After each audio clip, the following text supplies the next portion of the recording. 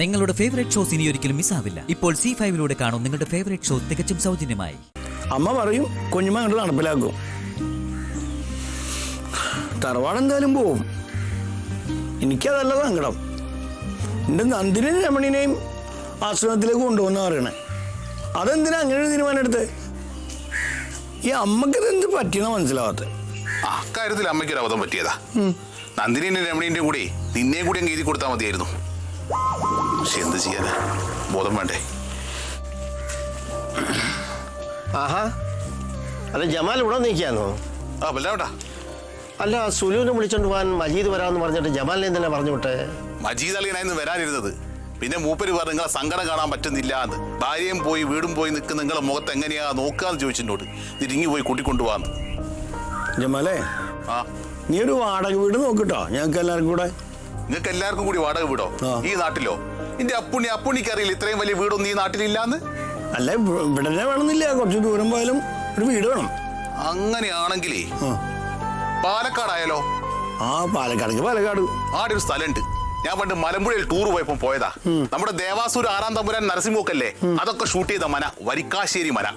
അത് വാടക കൊടുക്കുവോ? പിന്നെ ഞാൻ ചെന്നാരോ ആരോ താമസിക്കുന്നുണ്ട് അവിടെ. അല്ല, അവിടെ തൊഴുത്തൊക്കെയുണ്ടോ? എന്റെ അപ്പുണ്ണിയെ വിശാലമായ സ്ഥലല്ലേ, എത്ര തൊഴുത്ത് വേണേം പണിയാ. കുളിക്കാൻ കുളം വരെയുണ്ട്. എത്ര വാടക വരും? വാടക എനിക്ക് തോന്നുന്നു ഒരു 1.5 ലക്ഷം റുപ്യ വരും. മാസത്തിലോ? ദിവസത്തിലോ? പിന്നെ സിനിമാക്കാർ കൊടുക്കുന്ന വീടല്ലേ. എന്ത് വിഡിത്താണ് ഈ പറയണത്? ഇവിടെ എല്ലാം നഷ്ടപ്പെട്ടിരിക്കണം. ഞങ്ങൾ എങ്ങനെയാ ഒരു ദിവസം 1.5 ലക്ഷം റുപ്യ വാടക കൊടുക്കണേ?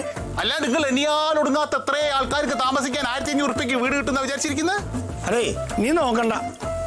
അല്ല പിന്നെ അച്ഛാ, ഞാനൊരു കാര്യം പറയട്ടെ. എന്തായാലും ആശ്രമക്കാരൻ നമ്മുടെ ഈ വീട് കൊണ്ടുപോവുക.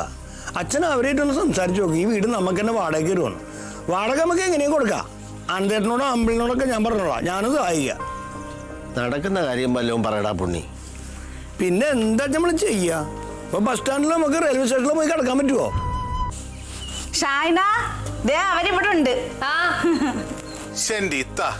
ഞാനിത് എത്ര നേരമായി കാത്തു നിൽക്കുന്നതെന്ന് അറിയോ? ഇതെന്താ കല്യാണത്തിന് പോവാണോ അങ്ങനെ ഒരുങ്ങാൻ? സ്വന്തം വീട്ടിലേക്കല്ലേ? അതല്ല ജമാലെ, ഈ കൊട്ടിലപ്പാട് തറവാട്ടിൽ നിന്ന് അവസാനമായിട്ട് ഇറങ്ങുകയല്ലേ. ഇനി ഒരിക്കൽ എനിക്ക് ഇങ്ങോട്ട് കയറി വരാൻ പറ്റുമോ? അപ്പൊ എനിക്ക് എല്ലാരോടും ഒന്ന് യാത്ര പറയണ്ടേ. സുൽത്താത്തേക്ക് ഇനി പണ്ടത്തെ പോലെ ഇടയ്ക്കിടയ്ക്ക് കൊട്ടിലപ്പാട്ടിക്ക് വരാൻ പറ്റില്ല അല്ലേ? അതാ പുണ്ണി എന്റെ സങ്കടം.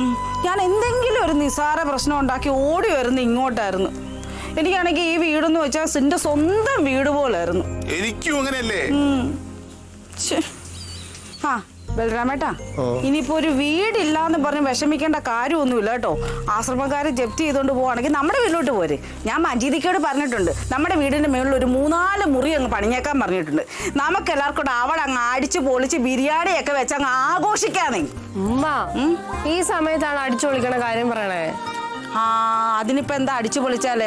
ജീവിതത്തിലെ സന്തോഷങ്ങൾ വരുമ്പോൾ നമ്മൾ ആഘോഷിക്കാറുണ്ടല്ലോ, അതുപോലെ തന്നെ നമുക്ക് ദുഃഖം വരുമ്പോഴും നമ്മൾ ആഘോഷിക്കണം. അപ്പൊ നമുക്ക് ഇങ്ങനെ വിഷമിക്കേണ്ട കാര്യമൊന്നും വരില്ല. സുൽത്ത ഈ പറഞ്ഞൊക്കെ കടലാസിൽ എഴുതി വെക്കാൻ കൊള്ളാം. അത് അനുഭവത്തിൽ വരുമ്പോഴേ അതിന്റെ വിഷമം മനസ്സിലാവുള്ളൂ.